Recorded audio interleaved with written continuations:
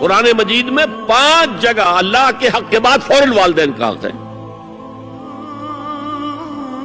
وَقَضَىٰ رَبُّكَ أَلَّا تَعْبُدُوا إِلَّا إِيَّاهُ وَبِالْوَالِدَيْنِ إِحْسَانًا. تیرے رب نے فیصلہ کر دیا ہے کہ اس کے سوا کسی کی بندگی نہیں کرو گے اور والدین کے ساتھ نیک سلوک کرو گے. اللہ کے حکم کے بعد، اللہ کے حق کے بعد والدین کا حق ہے. سورہ لقمان میں انشکر لی ولوالدیک، شکر ادا کرو میرا بھی اور اپنے والدین کا بھی. اور سورہ بنی اسرائیل میں تو کیا تفصیل آئی ہے.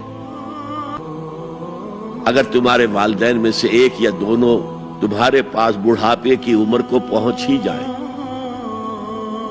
انہیں کبھی اف تک نہ کہنا، دل نہ توڑنا ان کا، چھاتی چوڑی کر کے بات نہ کرنا، ان سے کندھے جھکا کر بات کرنا، ادب سے گفتگو کرنا.